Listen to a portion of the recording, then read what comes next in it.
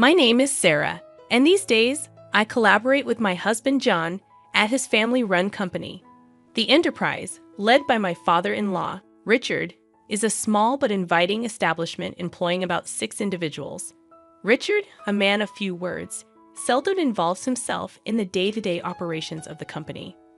Instead, John, poised to become the next president, works tirelessly, actively pursuing clients and securing new projects, demonstrating his dedication to the company's expansion.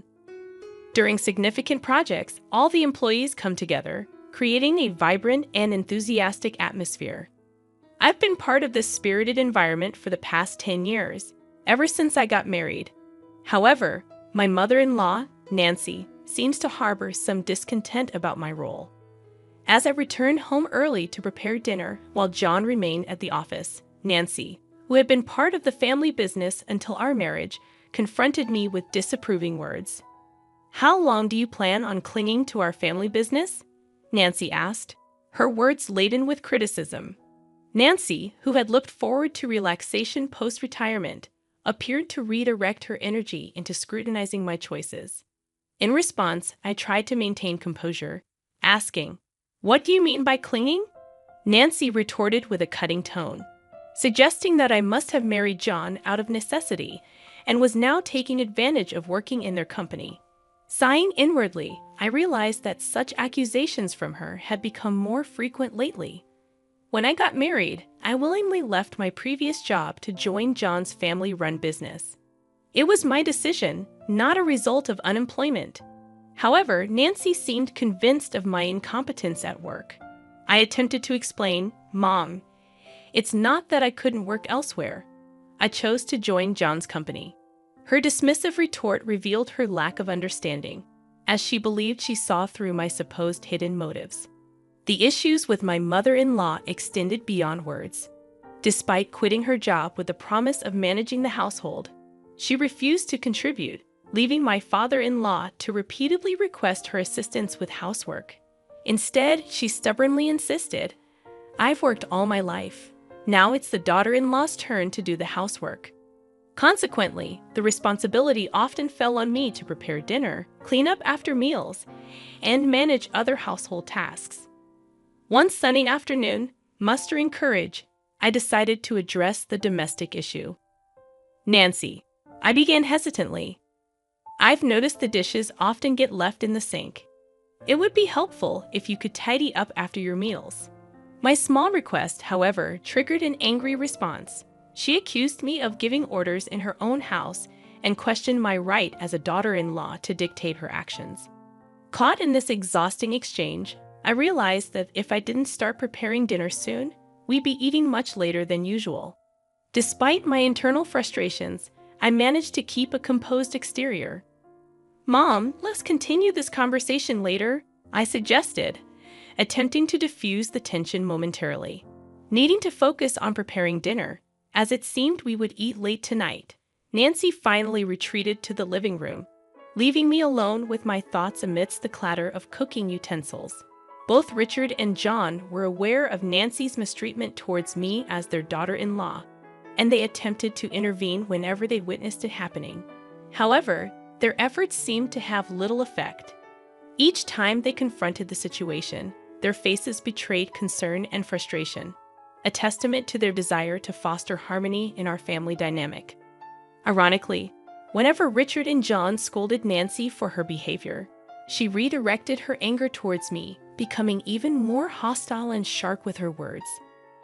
Her usually kind and gentle demeanor twisted with disdain, her tone cutting deeper than before.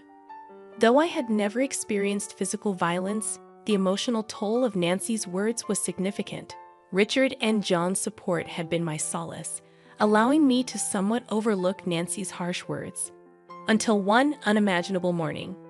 Just after I had finished cleaning up from breakfast and was preparing to leave for work amidst the morning rush, Nancy exclaimed, "Oh my, what a mess they trash here." And without warning, she doused my handbag with a bucket of water. I was stunned, a mixture of shock and anger rendering me speechless. "What are you doing, Nancy?" I managed to stutter out, my voice trembling with disbelief. Nancy's response was flippant. resembling that of a mischievous child. "Oh, was that your stuff? I thought it was just a big piece of trash." Her casual dismissal infuriated me. Even if you thought it was trash, who pours water on it? What kind of mindset is that? Now the carpet is all wet. What about the vacuum cleaner? My words were a jumble of anger and confusion as I frantically emptied the water-soaked contents of my bag, including documents I needed for work, onto the table. Nancy responded nonchalantly, her face calm, showing no signs of remorse or concern for my distress. "Because you don't need to go to work anymore." I was baffled. In our living room, bathed in morning light, I sat opposite Nancy, her expression colder and more resolute than usual. It was as if she had made a decision that would change everything. "Excuse me?" My response was laden with confusion and surprise. "You've been clinging to this house for 10 years, but finally I can get rid of you." Her words pierced my heart, her voice carrying a level of anger and determination I had never heard before. My mind reeled, and my heart filled with sorrow. "Getting rid of me?" I questioned, disbelief in my voice. Her words made me feel like an outsider in this family. "In fact, my daughter is joining the company, so we need you to leave. Today's your last day. Well, all you have to do today is bow your head to your father-in-law and John, apologizing for all the trouble you've caused." Her mocking laughter further wounded me. She was using my position at work to force me out. I had dedicated years to that job, building respect and memories. I was dumbfounded. My heart was filled with disbelief at her merciless decision. I had devoted myself to this family, but it seemed my sacrifices meant nothing to her. "Are you sure about this? Wasn't Jessica working in a clothing store in Manhattan?" My words reflected my confusion and apprehension. My job was more than just a source of income. It was my avenue for self-fulfillment. Meanwhile, Jessica, my sister-in-law, seemed to have grown tired of city life and had chosen to return to the family. She said she was tired of dealing with the cold people of Manhattan. So I told her as she came back home, "I have a job ready for her." She agreed to return immediately. "Now that she's coming back, I want you out of this house." Her words were difficult to comprehend. She was ready to upend my life with a single decision, completely disregarding my place in the family, without even listening to me. "I've written your resignation letter," she said, handing me an envelope. She effectively expelled me from the house. In that moment, my heart shattered completely. Everything I had built over the years was reduced to nothing, treated like a mere piece of paper. Her actions severed our family bond irreparably. I headed to the company, just a brisk 3-minute walk from my home, my mind a whirlwind of apprehension and anticipation. As I walked under the cool morning sky, each step felt heavy with the weight of what was to come. Upon reaching the office, I shared with my father-in-law Richard and my husband John. I relayed what my mother-in-law had said. Their faces were a mix of shock and thinly veiled anger, yet they remained composed. They suggested that maybe, just maybe, it was time for me to resign to show her the reality of the situation. This suggestion sent my heart into turmoil.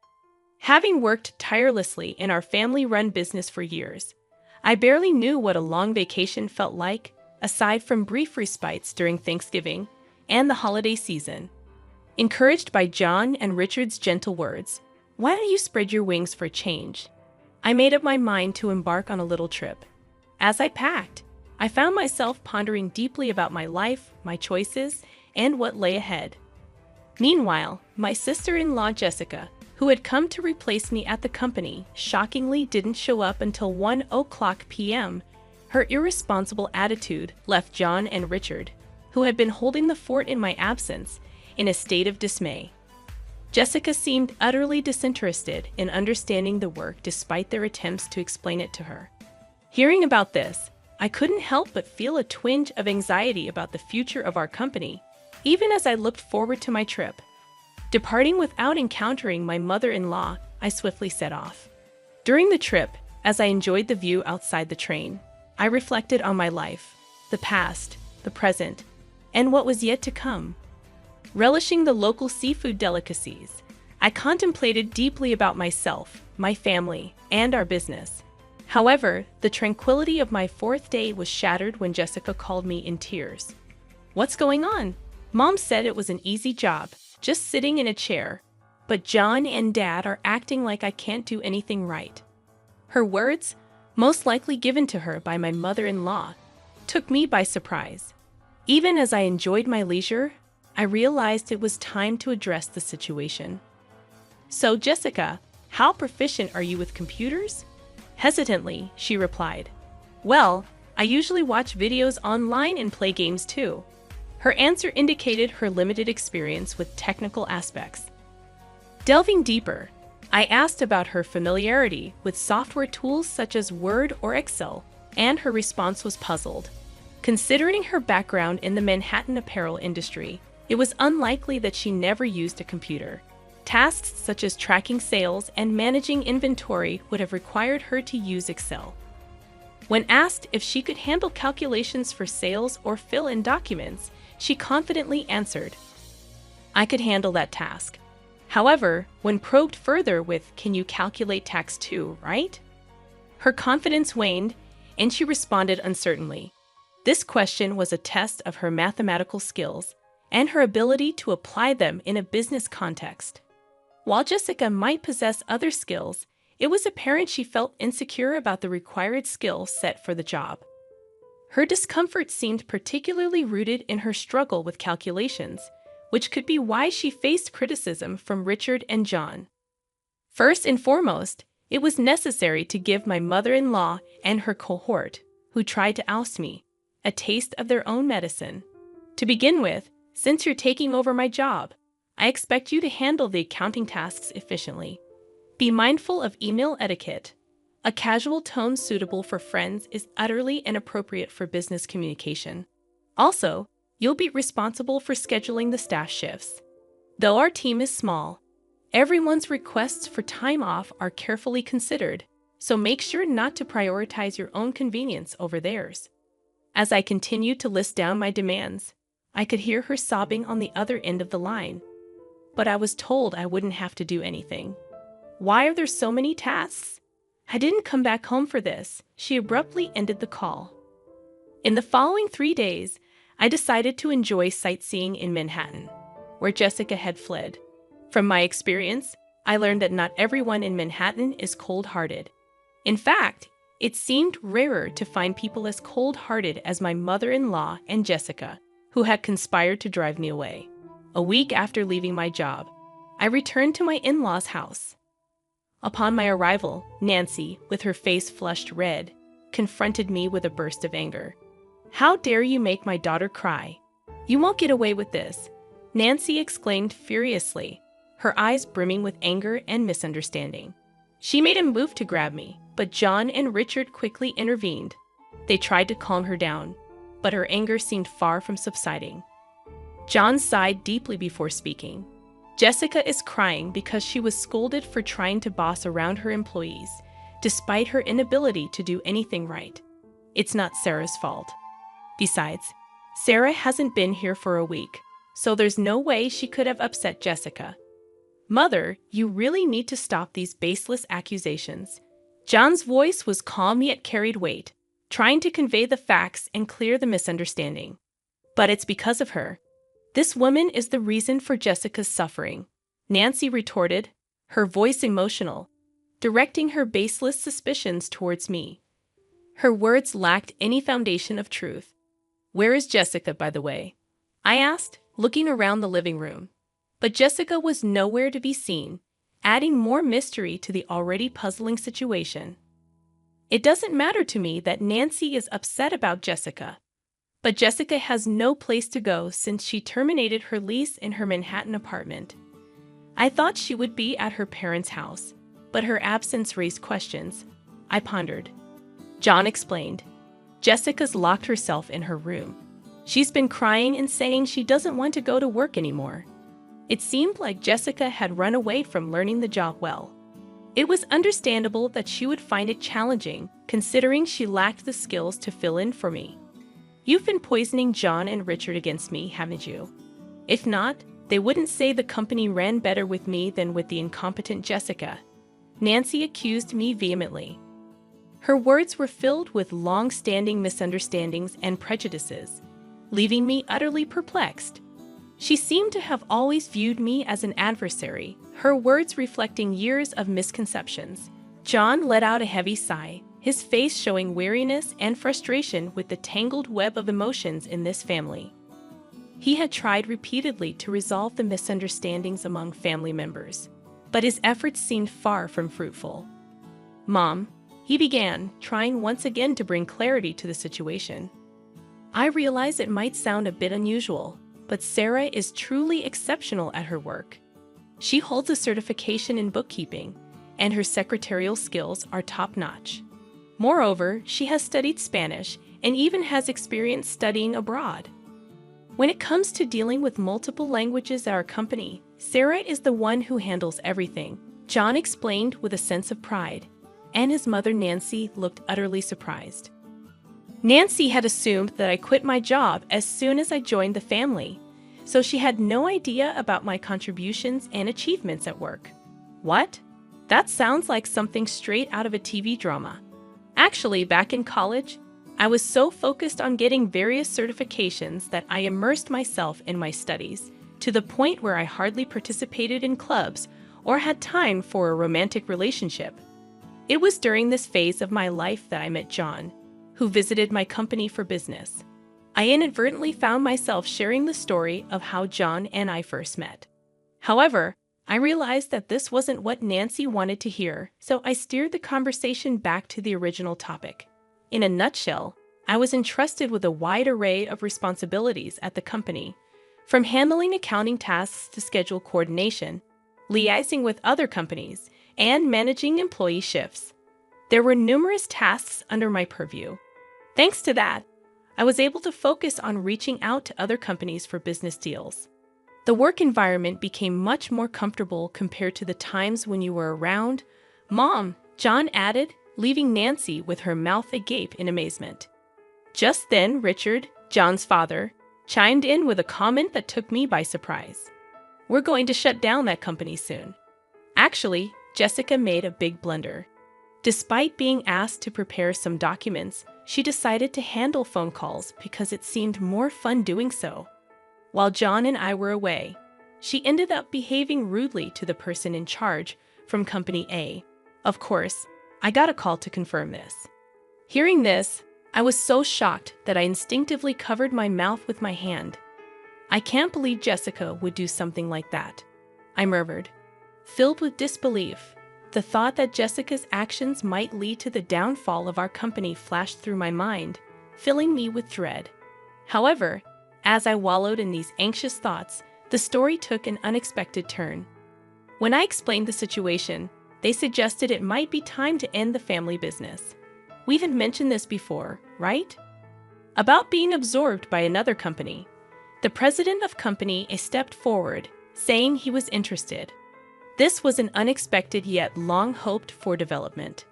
With a family-run business, there are limitations, and it's uncertain whether we could consistently acquire a stable customer base. That's why John had always been working hard in sales, trying to secure new clients. Being absorbed by a larger company could mean securing a steady customer base. The once uncertain future suddenly seemed to hold a glimmer of hope. However, this news brought relief only to me, John, and his father. John's mother suddenly opposed the idea, saying, "That's not acceptable. John must become the president.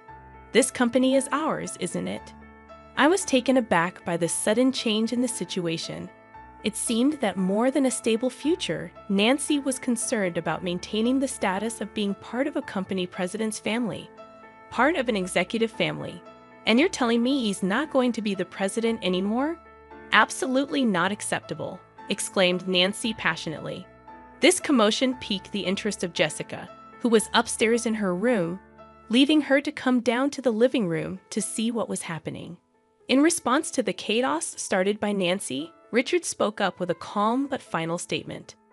"I am divorcing you, so either way, you will no longer be part of this executive family. Not only have you not changed your attitude towards my wife, But you also neglect household chores. To top it off, you spend your days out with young men instead of being home. I have no intention of supporting such a wife any longer. This was news to both me and John. We were so shocked that we could only stare at Sarah's father-in-law with wide eyes. It seemed he had planned to discuss divorce from the beginning, as he took out divorce papers and a photo of Nancy with a young man from the living room shelf, placing them on the table. If you sign the divorce papers now and leave with your belongings, I won't demand alimony. I know getting any money from you would be futile anyway. So unfair. Divorce? How can you say that? Haven't I devoted myself to this house all these years? Have you done any proper housework in these last 10 years? Have you ever helped with the business? Does spending someone else's money on young men count as devotion to the house? It was the first time we saw Sarah's usually mild-mannered and reserved father-in-law this angry. Seeing this, Jessica, who had come down to the living room, was visibly trembling from the shock. Jessica, you're part of this too. You came back home because you couldn't make it in Manhattan, and now you can't find a job but still act all high and mighty. In the end, you stopped working entirely. Whose escapism did you inherit? It's time for you to leave this house. Next, we saw Jessica's shock and resistance. She believed she was an important member of the family, but the reality was different. Wait a minute, Dad. Mom might be a lost cause, but I'm your precious daughter, right? The family conflict deepened as Jessica asserted her place, revealing her betrayal towards her mother. Jessica, are you betraying Mom now? Nancy was astounded, feeling betrayed by her daughter at the last moment.